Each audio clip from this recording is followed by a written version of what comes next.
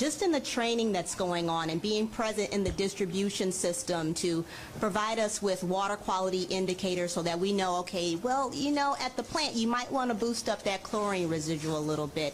You know, you may want to start flushing operations a little bit. We hadn't had a very healthy program at our water treatment plant or at our in our distribution system operations. But we are very grateful to the state for funding the RFP, which is going to bring in the firm for distribution system optimization and engineering services, where a comprehensive strategy will be devised for our optimized corrosion control plan. That is extremely important for improving water quality, but also as a mandate of the EPA administrative order. So we do not want to dismiss that at any cost. Asset management is something that the City of Flint has engaged in certain parts of its divisions, but it has not been very healthy at the water treatment plant.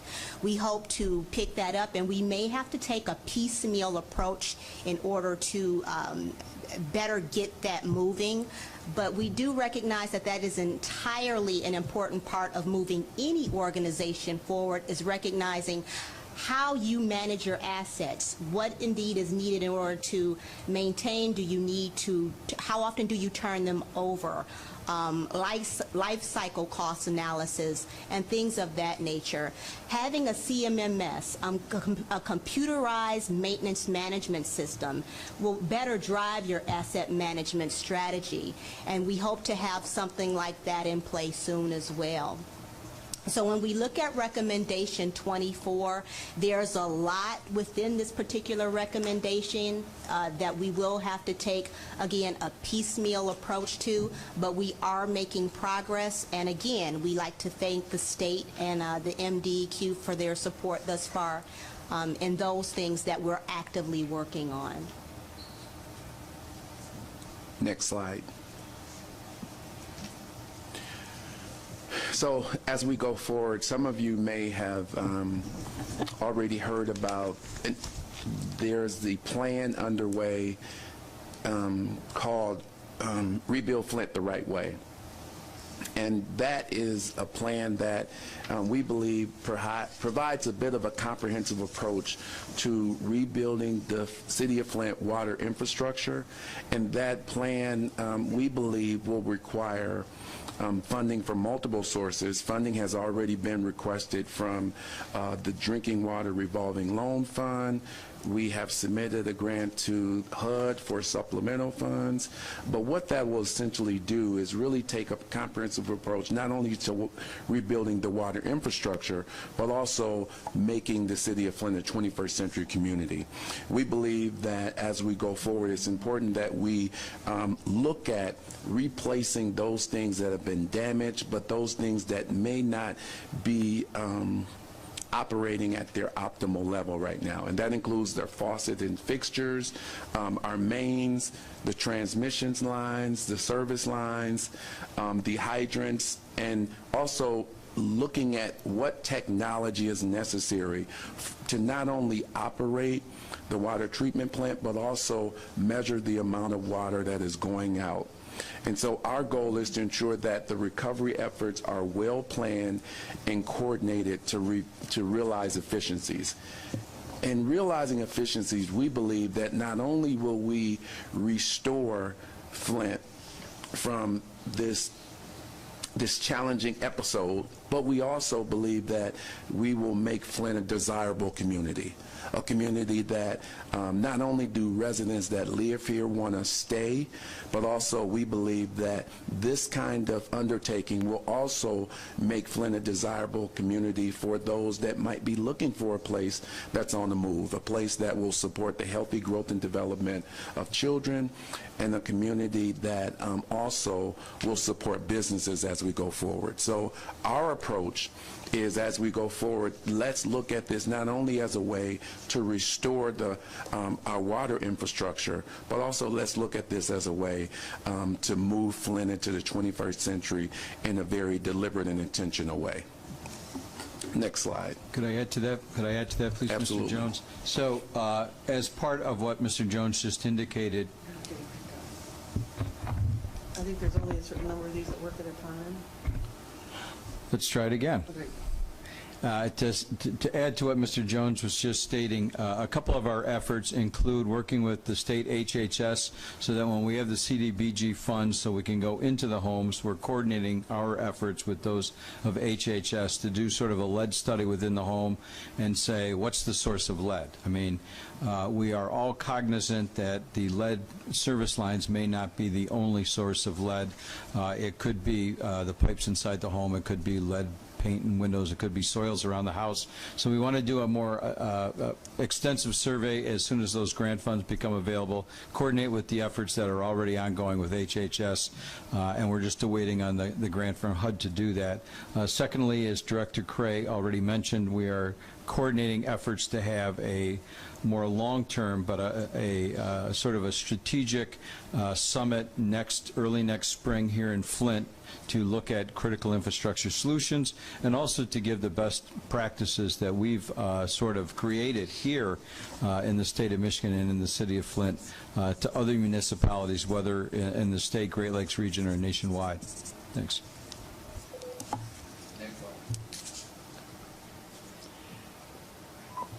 So I guess I want to defer to General McDaniels if you can talk a little bit about the RFP for the service line replacement.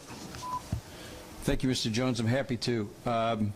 We currently, our RFP has been approved. We are finalizing the contract. It has been approved by City Council. It has been approved by the RTAB as of 2 days ago. We have our final meeting with the 3 contractors that were selected next Tuesday, the 16th at 8 a.m. They then have 10 days to begin work thereafter, so that should be moving forward on track. We are also looking at how we can streamline the next RFP. Mr. Jones has directed his staff and me to sort of say, let's keep moving forward immediately. So we have already started work and had a couple meetings on the next RFP. Our goal is that the next RFP will be for 1,000 homes. We want to start work on that. We're realizing if you do some backwards planning that we're going to get short on time at the end of the year pretty quickly. But our goal is to have that RFP out for 1,000 homes, and our goal is to have 500 further homes addressed yet this calendar year before we run out of construction season. So we have a couple issues that we're working forward on that, but I remain confident and optimistic that we'll meet that goal. A couple of thoughts there. One of the things that we're looking to do is, as I've often mentioned, we don't have a good sense of where we have lead service lines, to what extent we have lead service lines.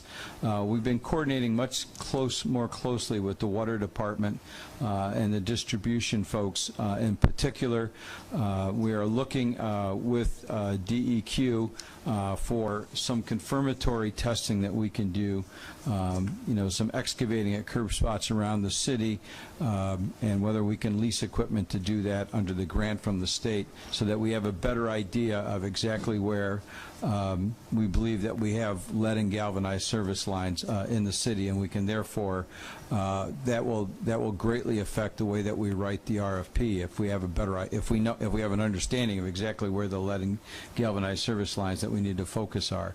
So we've been working very closely with the DEQ on some of those issues.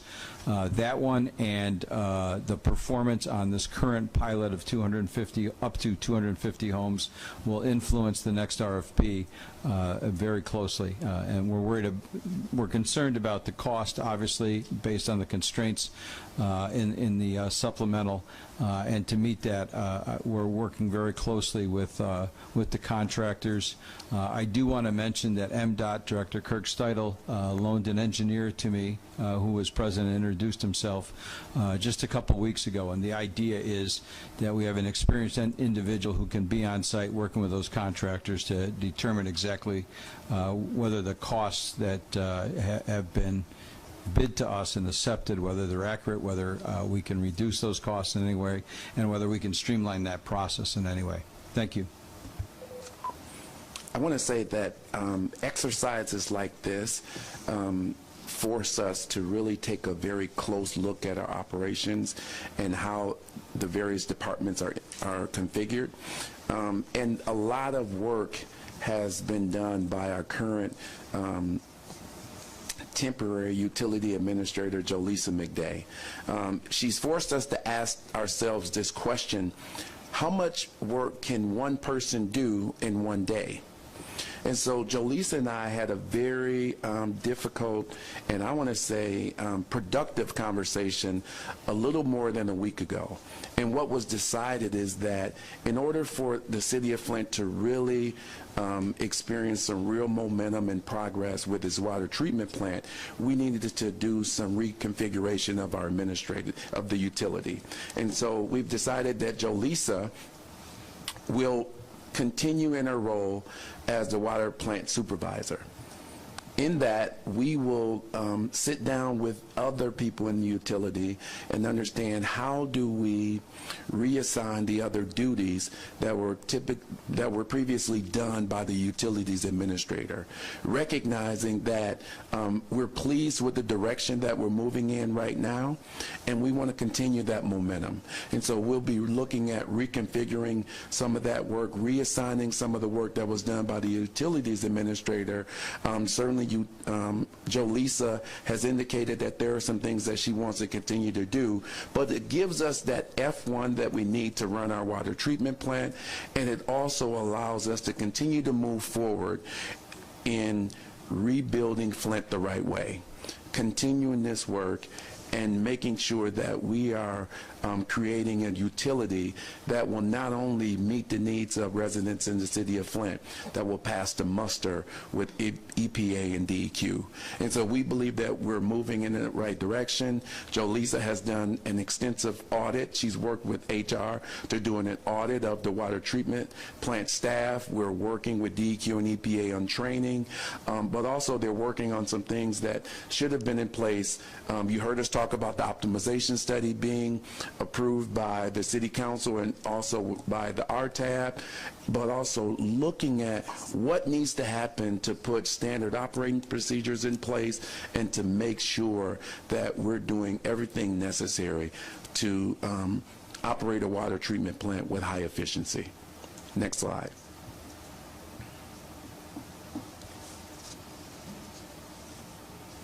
So let me just say that, again, while doing this exercise, there were some things that that came out that gave us some epiphanies.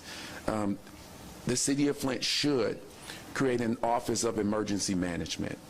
If ever this kind of thing happens again, the City of Flint should be in a position where we can respond to that. We believe that's important. We believe the residents of the city of Flint deserve that. And so going forward, that will be one of our goals, is to create our own Office of Emergency Management. And we look forward to working with our city council to achieve that. You already heard about the distribution system RFP. That's moving forward. You've already heard about the service line RFP. 3 vendors have been selected, and General McDaniel will continue to work with vendors as we go forward to make sure that that we are replacing service lines in a cost-effective way. We also desire to have a water master plan. Our city council has indicated that that is important, and the administration concurs that that is something that we believe that is necessary as we rebuild the water infrastructure. Also, we want to have a Flint water response team. And Jolisa and I have had a conversation. I know that there are weekly technical meetings with EPA and DEQ. And we want to involve, we've decided that we need to involve more people in the responsibilities that the city of Flint is expected to do. Again, how much work can one person do in 24 hours? And so Jolisa and I have had some very productive conversations about engaging the team in that work going forward, so that not only are we giving them an opportunity to be involved in this work in a very intimate way, but that's also one of the steps involved in capacity building. And so as we go forward, we'll be quite intentional about involving more members of the team in the work that is done by Flint. Next slide. Last, I have recommendation 25 is to implement a robust public engagement and involvement program in conjunction with the anticipated conversion to KWA delivered water and provide for regular reporting to the Flint Water Interagency Coordinating Committee.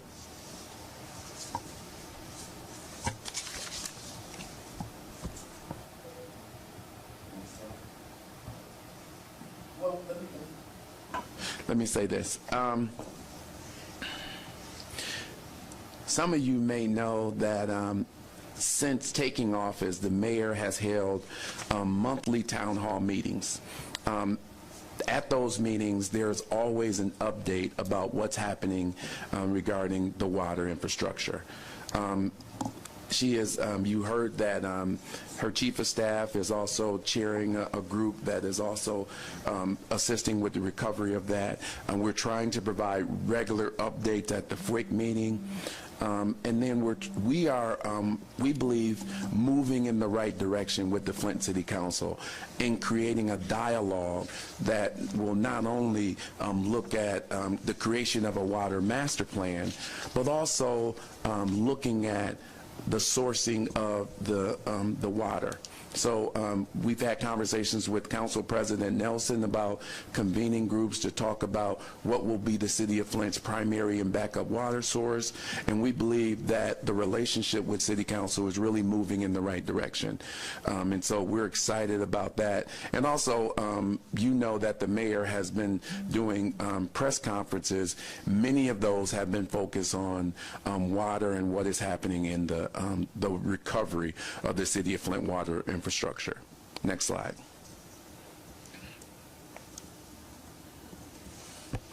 So a number of meetings have taken place regarding what direction will the City of Flint go in as it relates to KWA. The mayor and the governor had held a press conference, and it was decided that Flint would move forward with that. We're excited that as we have signed on to continue to work with KWA, we'll still continue to work with the Flint City Council on sourcing. And so we hope that a decision will be made very soon. And we'll continue to work along with EPA, DEQ, and certainly Rich Baird with Mission Flint on how do we move forward and how do we make the right decisions and the best decisions as it relates to the City of Flint water and utility infrastructures.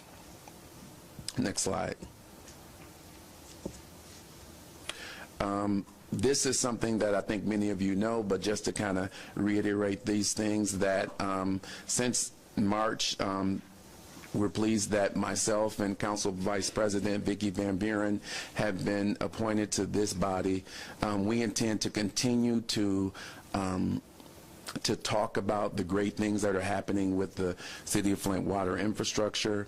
Jolisa was promoted to the temporary utility administrator, but we're now rethinking that and have decided that that's something that we want to keep her at the water treatment plant and redistribute the duties of the utilities administrator to ensure some efficiencies and that we are restoring the work in a sustainable way. And then we will continue to hold meetings with the Genesee County Drain Commissioner and other members of the KWA and the Genesee County Board of Commissioners to ensure that we're working together and that communication improves as we move forward with KWA, but also the sourcing for the City of Flint water. Next slide.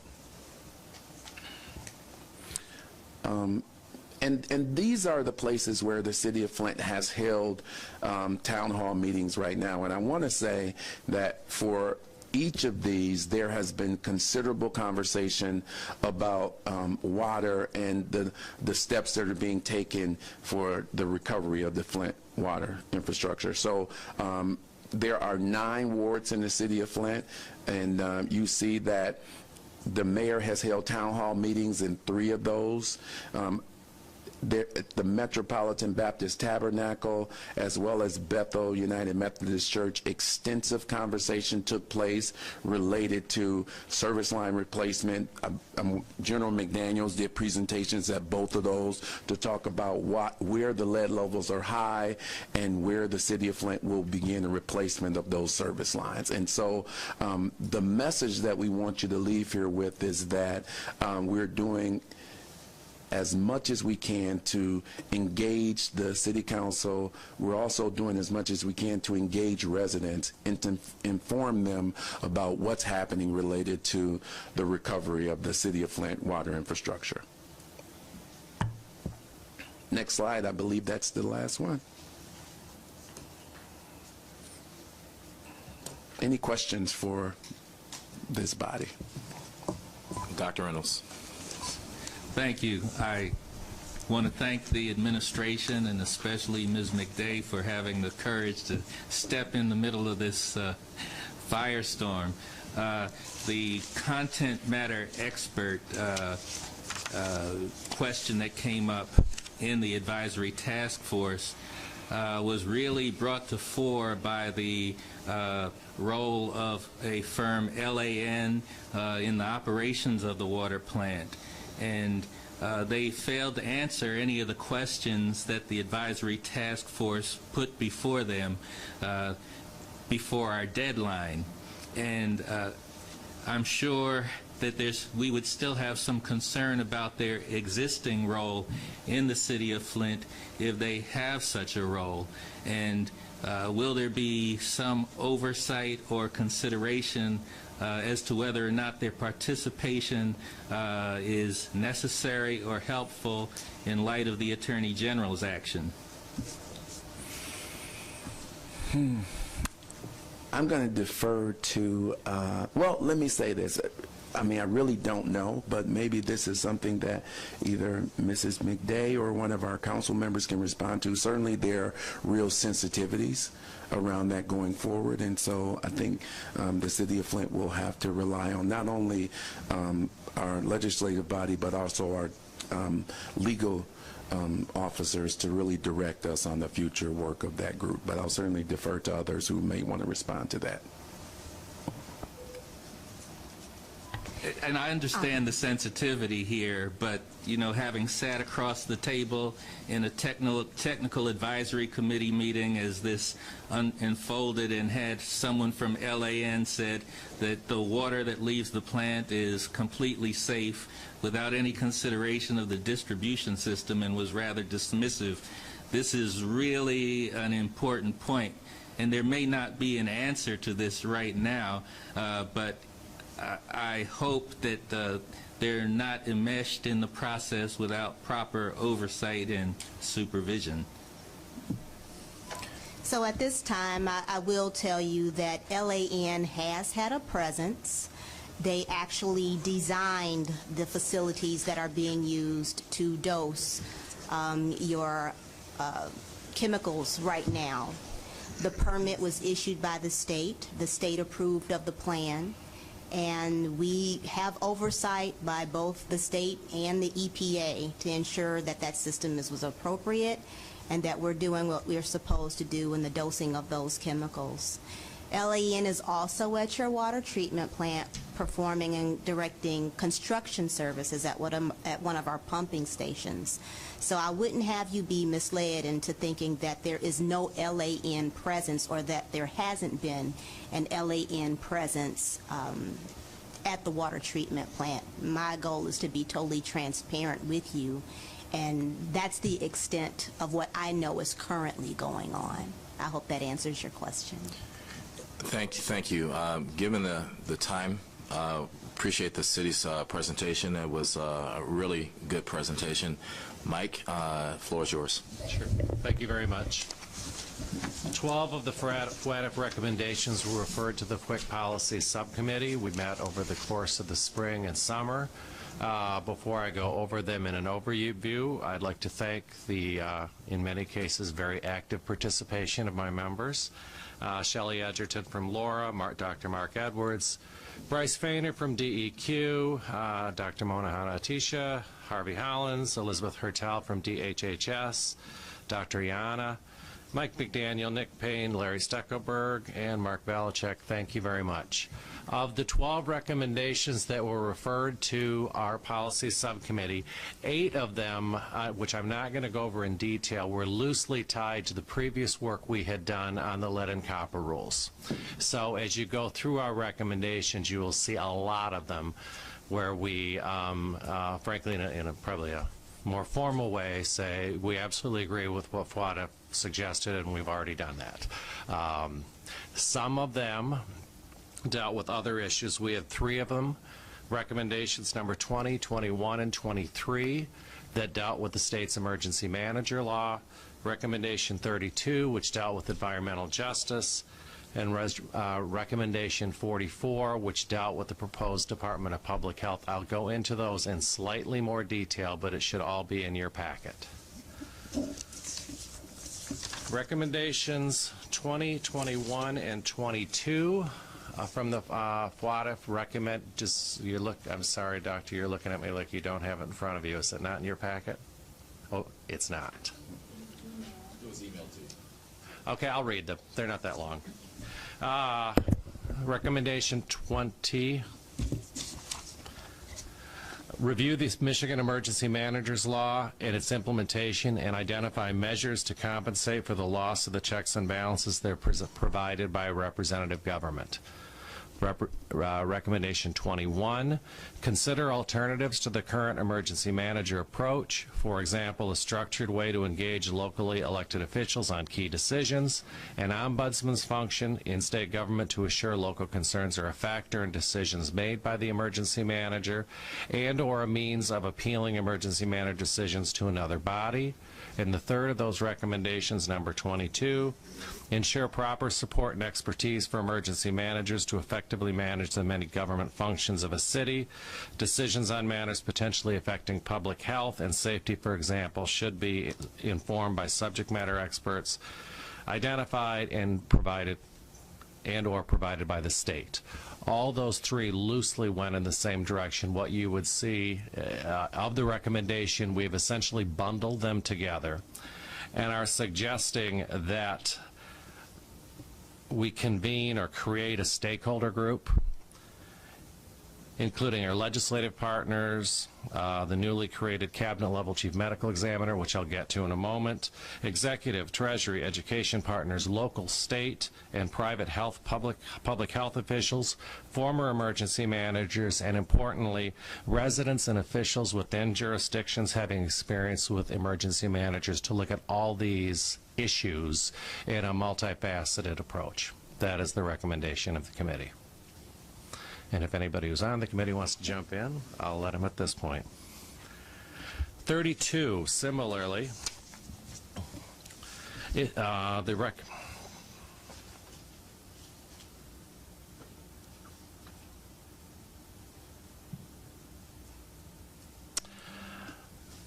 Sorry, I couldn't read my own writing.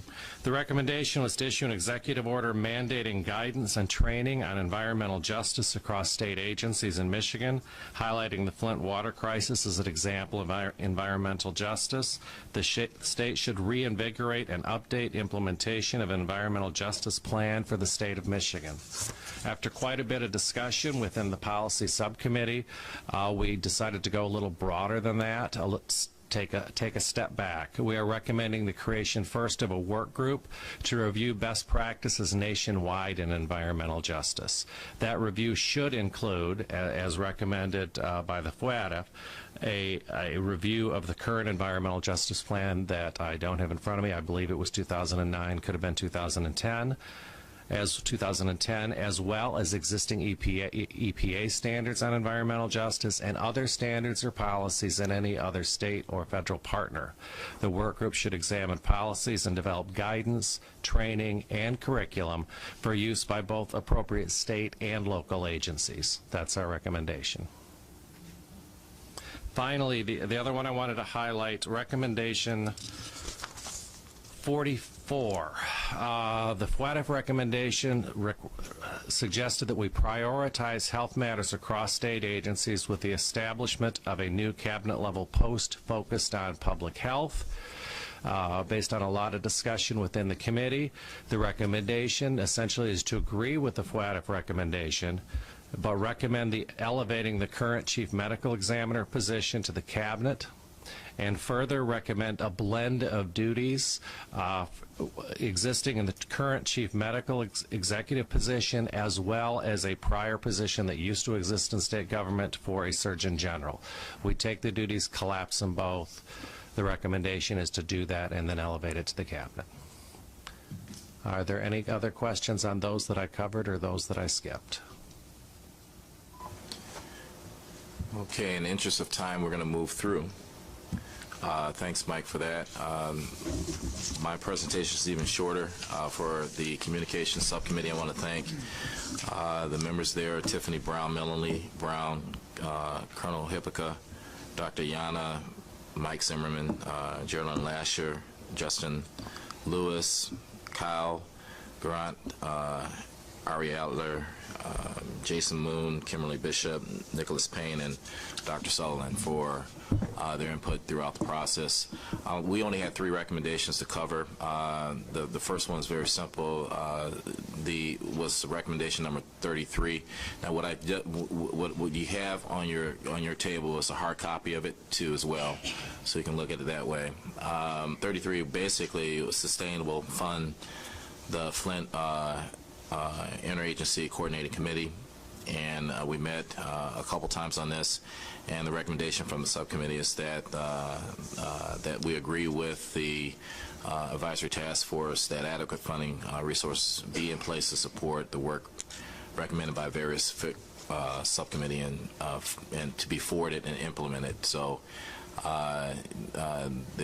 this committee was established with 3-year terms. So we got into discussion of whether or not it would be more short-term in terms of the KWA coming online and the water distribution system being healthy, but there was also an intent to make sure that the delivery of public health services remain in place. So this committee will be in place. We may not meet as often, but it definitely will be intact, and the funding will be in place to support its activities. The second recommendation that we had was recommendation number 34. It is basically to clarify and effectively communicate the roles of work and expected outcomes of the City of Flint, FWICC, and Mission Flint. This is the, I think, the effort of the advisory task force to make sure that we're not tripping over each other.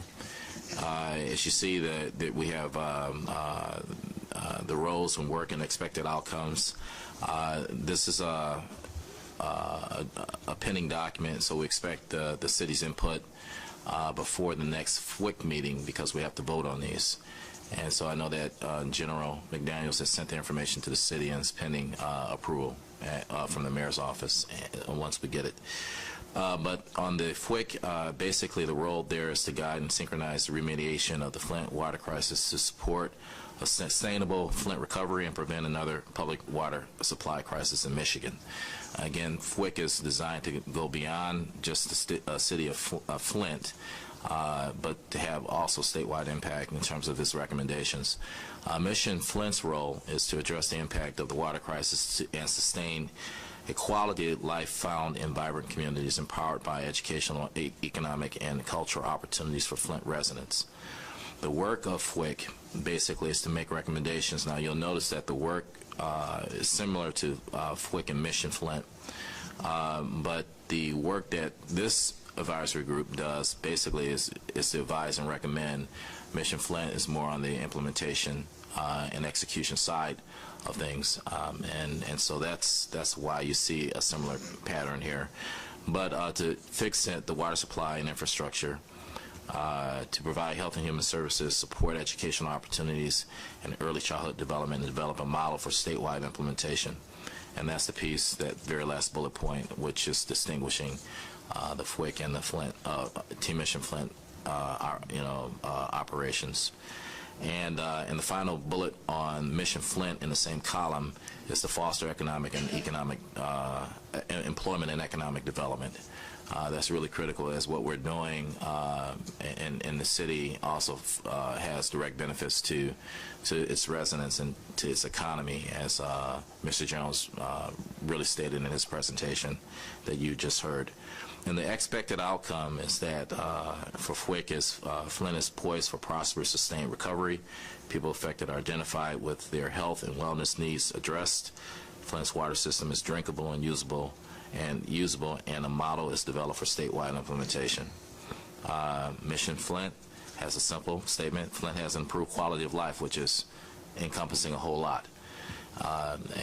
When we get the city's information, I think you'll see how everything is working together, and I think that was the intent of the advisory task force, and this will be our recommendation going forward. And the last recommendation, recommendation number 42, actually was pulled together by the policy committee. That's something that Mike didn't cover in his presentation, but I'll read it. It was a joint effort between the policy and communications. It was to revise and enhance information distributed by public water systems on the implications of widespread use of lead in public and private plumbing. And the committee agrees with the advisory task force recommendation. The policy committee approved the model LCR proposal includes strong direction and requirements on public information campaigns on lead in public and private plumbing, both as part of the general public information effort and as a part of the customer service protocols when levels are exceeded. Those are the recommendations. We don't have too much time to entertain questions. So what I want to remind everyone is that you all have all the recommendations from the subcommittees, and I will ask Stacy to send out the chair information again for everyone to have. If you have questions and modifications that you would like to discuss, because the next meeting we have, we're going to vote on these recommendations and approve them so we can send them to the governor, and we will have accomplished, I think, the expectations of the Flint Water Advisory Task Force. And Dr. Reynolds is sitting right here, who served on that task force, and I think that meets the task force expectations. So the next meeting we're voting. So if you have any questions on any part of this, please give them to the subcommittee chairs, and we will make sure that the members of the subcommittees will have that information as well. So with that, next steps, we are voting, like as I said, we will be back in this room on the 26th of August, and we will compile all the responses. Stacy will send that out at the end of the business day today for these recommendations. And I want to thank the subcommittees for the work. Some of you sat on multiple committees, and it got shorter. The fortunate thing is the meetings got shorter as we progressed, but I really appreciate your effort and work product on this. I want Captain Kalinsky, if he could make a remark on the filters, if you could. Yeah, just real quick, of the active water customers, as I've reported out before, we have visited all the active water customer residences or houses, and we've confirmed 94.3% of those visited actually have those filters. The ones that have not, we've been trying to get to those residences. We have sent out, or the local emergency operations sent out cards, because every time we go to these homes, nobody's home, so they sent mailers out to them. We've started to get those back. I think we're up to about 125, but they are coming in daily. A majority of those are coming back as vacant homes, which we kind of expected, but we're still going to make sure that we get that number down to ensure we do everything we can to ensure everyone has a filter, at least one filter in their residence. If they need assistance installing the filters, continue to encourage them to call 211. When that happens, that's given to the local emergency operations center and either their staff, my district lieutenant, those who are the hotshot drivers or the rapid response drivers or the 211 or adult or access and functional needs drivers. Any number of people can assist with the installs of those filters. So we're still actively working on that, and we are still showing 100% of the apartments. We've been working with the apartment owners and provided them with a lot of filters and cartridges to ensure they have a supply versus having to come back to us. So we'll continue to work with them. Harvey, is there anything else you want to cover? I think that was it. And again, I know that 211 is available. I know that AARP has stepped up for those who are members of the Association for Elderly who may find it difficult to put one of these things on. For Mike Zimmer, for Mike Zimmer and Rich Barrett and other people here. For those of you who can't put the thing on, I see your face, Rich. I know you're going to get me back. So you have access numbers for for folks to come out to your house to make sure that you can put the filter on your faucet. That's very important, and we will report this at every FWICC meeting going forward. So we'll have a rolling count. Dr. Tisha. Yeah, quick question. So a lot of homes are vacant, and then the people move into them, and that's when they have the highest really lead and water risk because their water hasn't been used for a long time. Is there any kind of education campaigns with landlords or people moving into these once vacant homes to do aggressive flushing and using the filters? Yeah, that's a great point. This is the exact discussion we had yesterday, is how do we ensure that when people move in. So I will take that information back. I don't have a solid answer for you. I know people are working on that, but I'll follow up on that with you. I've got the same kind of comment in terms of new move-ins, and I've talked to a couple of members of the council in the city. So hopefully that there's a coordination there with that, Dr. Tisha. That's a great question. Any other concerns from the members of the committee? Yes, I may not have kept up with this, but is there still a $400 service deposit required to have water service turned on in the city of Flint? My understanding is, to answer that question, is yes. Now, the council may have a different question. We addressed that question when we were talking about the credit, the water credit, whether or not the water credit would cover the cost of turning the water on. And we ran across that issue on a number of the focus groups we had, individuals who were moving into a home or relocating, having that $400 charge. I believe that is still in place in the city, and I'm looking at the council, council president. We'll check. Okay. Steve Branch is here, chief of staff. So we can get back with you on that, but that is a good question. Yeah. Any other questions or concerns? Governor? Well, I want to thank everyone for a productive meeting. A couple things I would reiterate. It was great to have reports on water quality. It's good to see Dr. Edwards' reports in particular, to see positive progress going on with the water system overall, to give better information about what is really the public health issues with water heaters. So I want to thank him for and his teams and the citizens that have all worked together. Leanne Walders was part of all this. So we need to recognize their good hard work and showing positive progress. So I thank them for their efforts, and we're going to continue to do our testing. That's underway. So I look forward to the summit taking place soon and seeing hopefully more positive news with respect to progress on the healing of the water system from the issues it faced before. I also want to reiterate the fact that August 15th will be just like August 14th with respect to services for water that we're providing in the various pods with respect to water filters, cartridges, water testing. And that will continue on well beyond August 15th. So people hopefully can have more confidence and comfort that there is no significant change going on. It was really a function of cost sharing between the federal government and the state of Michigan. So we're going to continue to move forward with business as usual in terms of providing resources to citizens that need resources.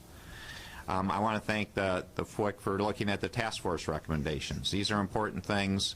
A lot of work goes on behind the scenes. I know for the presentations we have here, there can be significant discussions as to what those recommendations were and how they've been put together. So thank you for all your hard work offline that go into these efforts.